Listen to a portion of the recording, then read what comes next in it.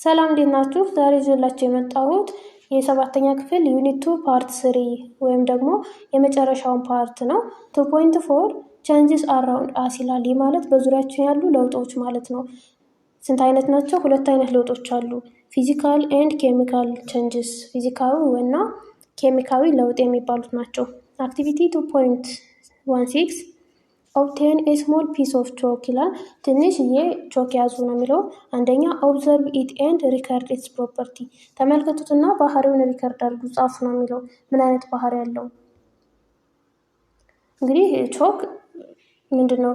ሶሊድ ነው ማለት ይህ ጠጣር ነው እና ደግሞ መድቀቅ ይችላል። ይህን ባህሪውን ጻፉ ነው የሚለው።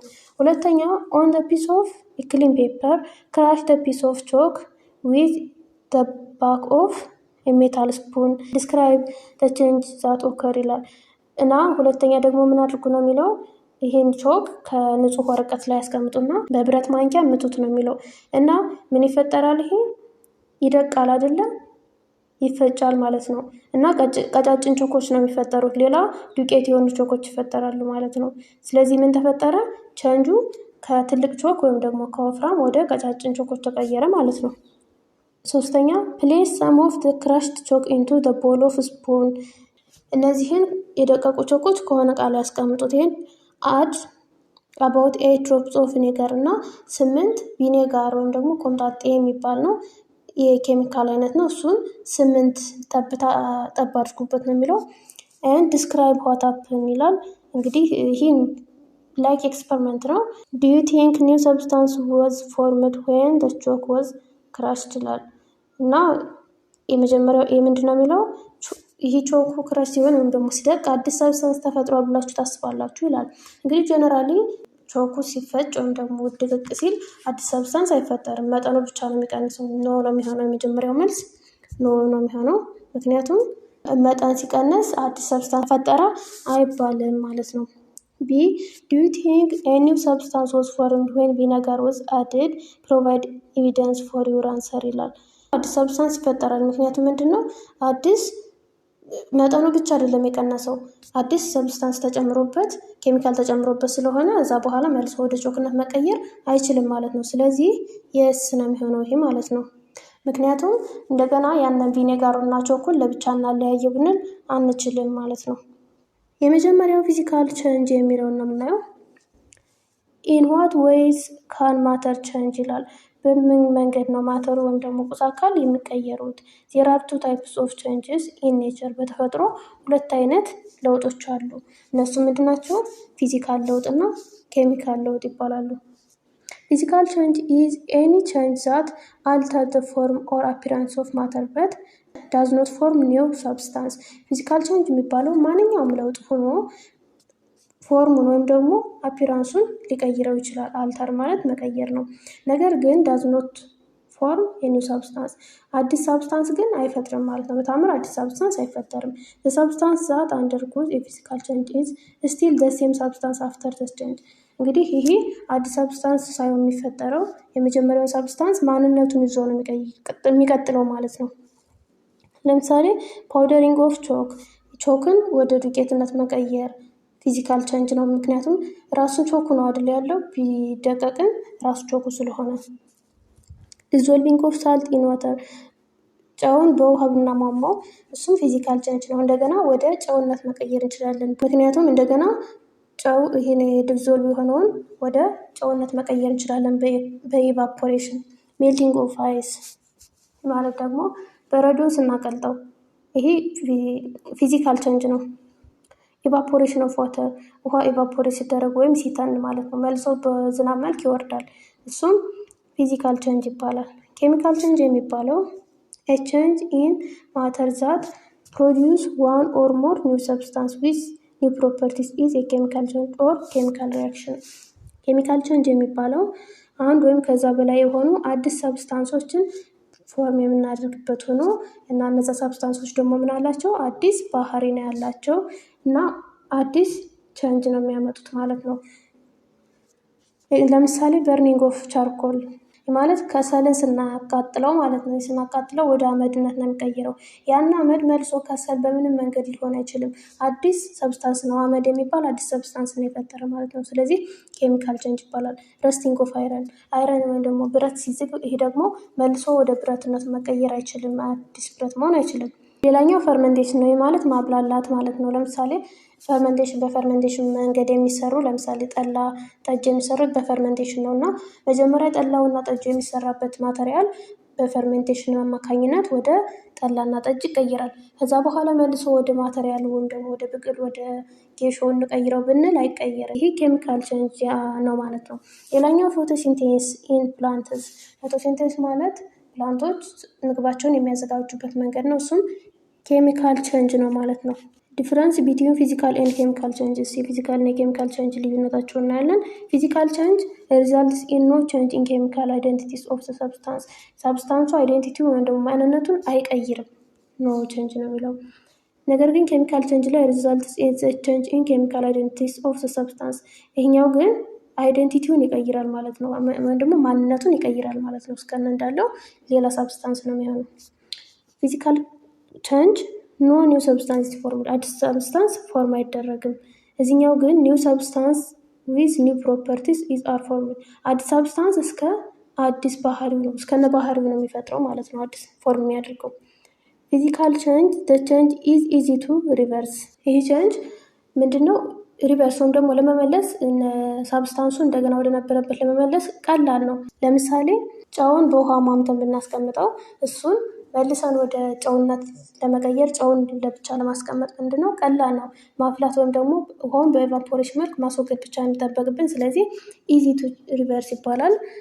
ነገር ግን ኬሚካል ቼንጁን ኢት ኢዝ ዲፊካልት ቱ ሪቨርስ ዘ ቼንጅ፣ እንደገና ለመመለስ ከባድ ነው ማለት ነው።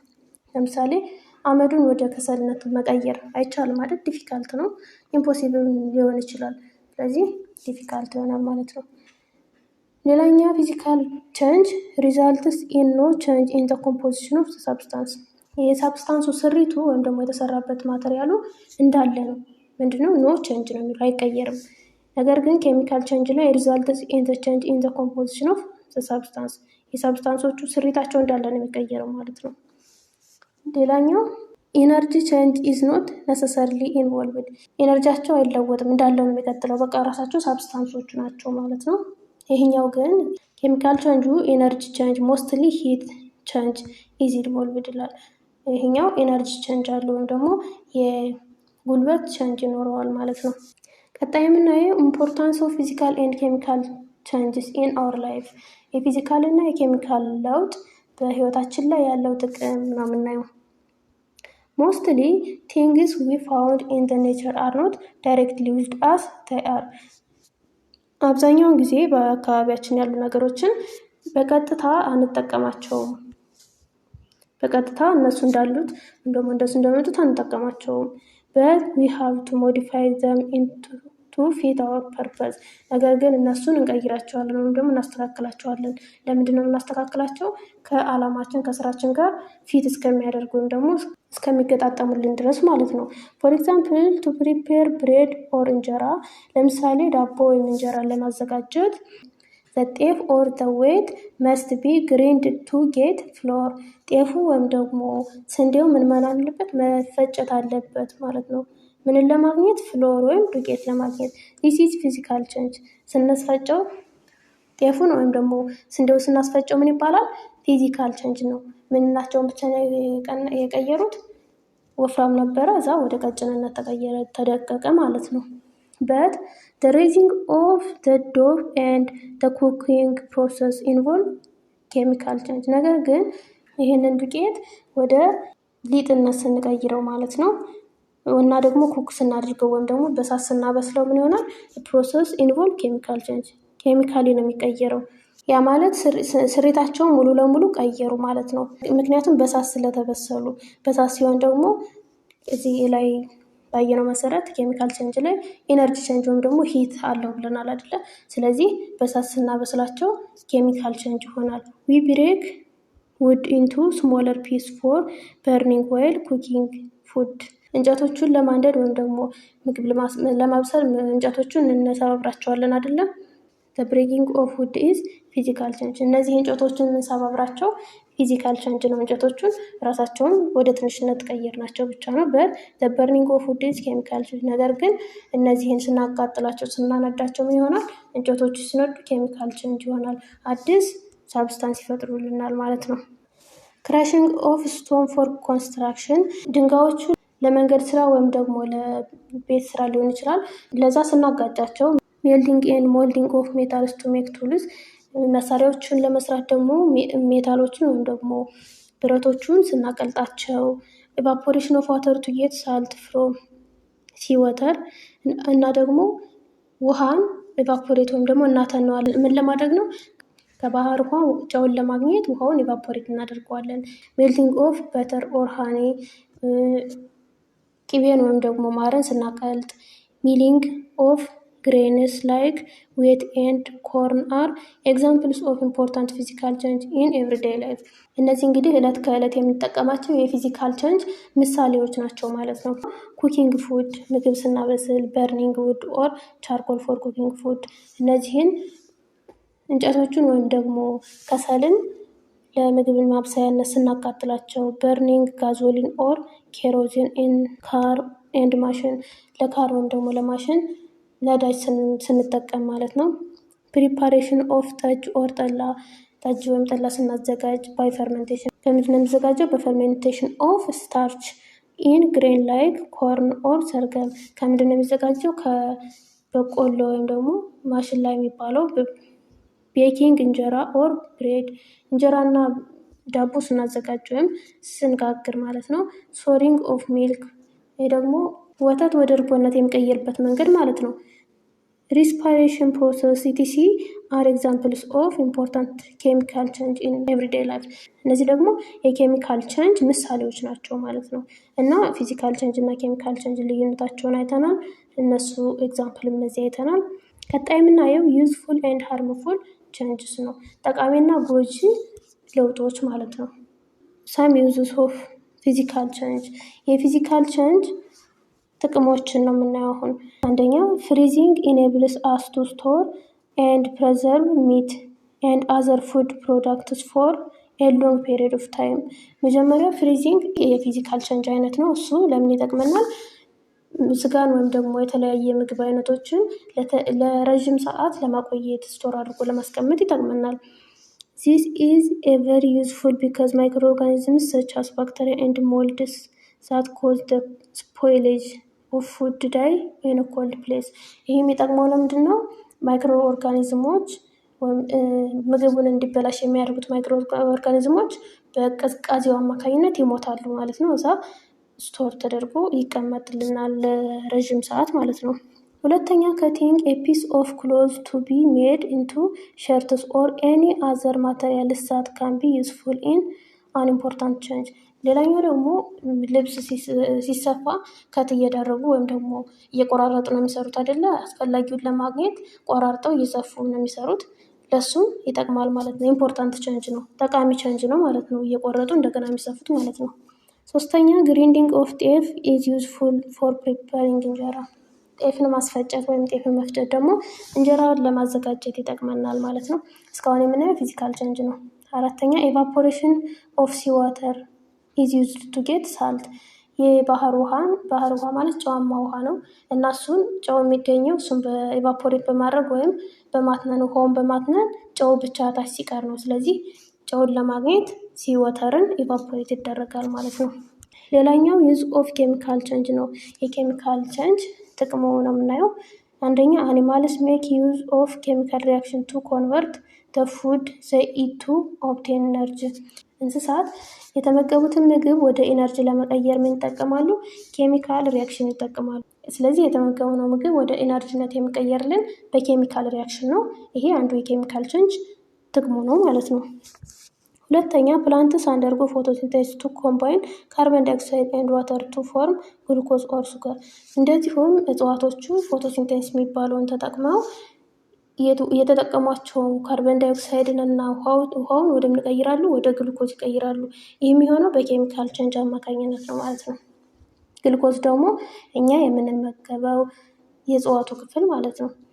ሶስተኛ ቼንጂንግ ውድ ኢንቱ ቻርኮል ፎር ኩኪንግ ፉድ ኢዝ ኦልሶ አዘር ኤግዛምፕልስ። እንጨትን ወደ ከሰልነት የምንቀይረው በማቃጠል ነው አይደለ? ስለዚህ ይሄ ደግሞ ሌላኛው ኤግዛምፕል ነው። ቻርኮል ደግሞ ምግብ ለመስራት ስለሚያገለግል ማለት ነው። አራተኛ ፕሪፓሬሽን ኦፍ ጠጅ፣ ጠላ ኤንድ ብሬድ። ጠጅ፣ ጠላና ዳቦ የሚዘጋጀው በምንድን ነው? በፈርመንቴሽን ስለሆነ ኬሚካል ቼንጅ ነው ማለት ነው።